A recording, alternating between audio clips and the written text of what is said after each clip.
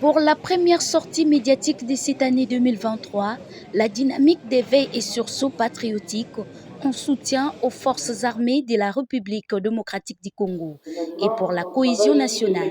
C'est jeudi 26 janvier dans la grande salle du Collège Boboto sur les thèmes appropriation par la société civile de la politique nationale, défense de la RDC. Quelques invités des marques ont y participé à cette conférence d'échange. Le ministre de l'Industrie, Julien Paluku Kaonga, pour partager les enjeux géostratégiques de la guerre à l'Est sur l'étendue de la RDC. Puis son essence dans l'histoire du Congo qui est ponctuée de beaucoup de situations mal connues par le peuple, lorsque même à l'époque où le Pôle D gérait l'État indépendant du Congo, la RDC ou le Congo de cette époque était presque la proie à toutes les nations. Et tout est parti de là jusqu'aujourd'hui.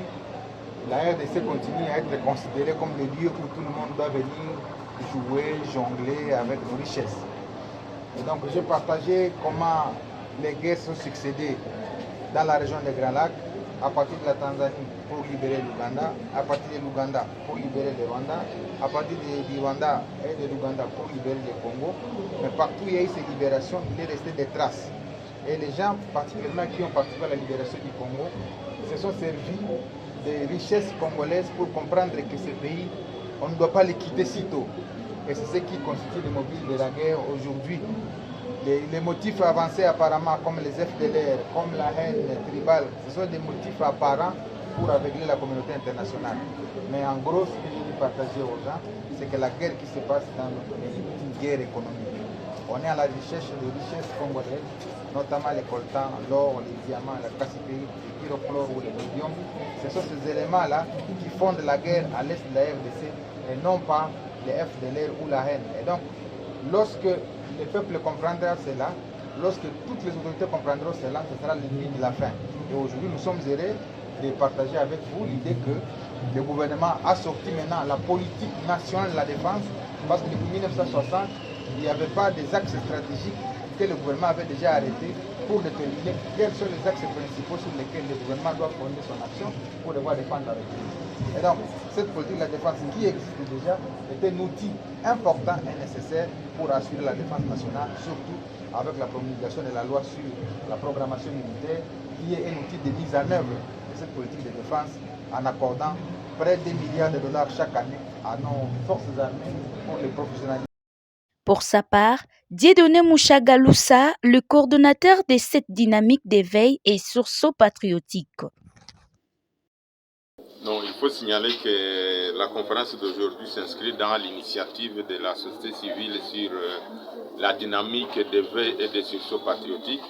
Ce n'est pas une nouvelle structure, c'est juste une initiative qui est coordonnée par le professeur appelé Dr Jean Bosco Bahala et moi-même. Nous avons réfléchi qu'il est important de pouvoir mobiliser toutes les forces sociales, toutes les forces politiques, toutes les forces vives pour pouvoir fédérer ce que nous avons comme atout, ce que nous avons comme potentialité pour pouvoir faire face à la situation qui prévaut dans notre pays aujourd'hui. Et vous savez, la situation la plus préoccupante, c'est celle qui concerne la sécurité à l'est du pays, évidemment le processus électoral maintenant.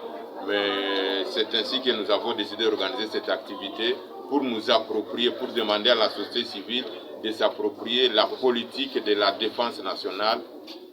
Parce que, comme vous savez, vous avez suivi des éminents intervenants qui ont parlé de la triade.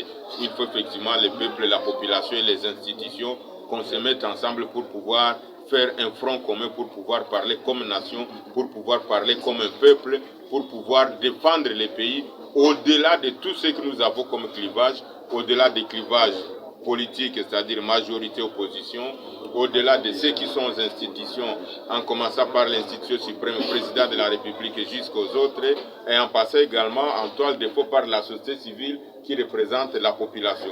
Et voilà donc on a réfléchi ensemble comment est-ce qu'on peut trouver une piste, comment est-ce qu'on peut trouver une fenêtre, une porte, une voie de pouvoir mobiliser l'ensemble de ces composantes de la nation, de ces composantes des sociétés politiques, civiles et institutionnelles, pour qu'on puisse avoir un même langage, au-delà de ce que nous pouvons avoir comme mission, comme rôle, comme objectif et comme domaine d'intervention de chacun de nous. Mais pour une fois, on peut parler nation pour une.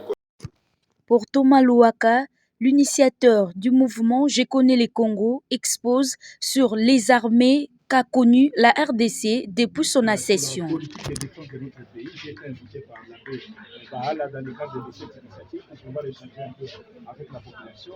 Donc j'ai fait un exposé sur nos armées, les armées que nous avons connues dans ce pays, et les représentants, les responsables de la société civile ont posé des questions là-dessus.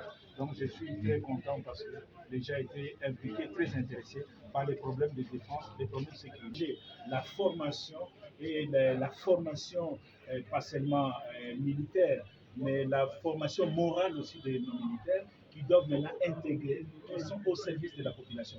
Parce qu'il est difficile de gagner une guerre lorsque vous n'êtes pas en bon terme avec la population. Donc il faut vraiment qu'on mette un accent là-dessus. Dans la formation de nos militaires, désormais, ils doivent oublier civil à civil est vraiment ton patron. Parce que la tenue que vous portez, les armes que vous portez, ce sont les impôts, les taxes de cette population. Pour que le Congo se fasse respecter, le Congo doit d'abord rebâtir une armée digne de ce nom. Aujourd'hui, officiellement, nous avons plus de 130 militaires. Le Rwanda en a 33 000. Comment on arrive à régler le problème de retour? On doit se poser des questions. On doit faire une table ronde autour de cette question. Mais la solution, elle est diplomatique et elle est militaire. Le Congo, pour se faire respecter, il doit vraiment bâtir une très très bonne armée qui peut dissuader tous les voisins. Cette politique de défense nationale va permettre le réarmement des forces armées congolaises.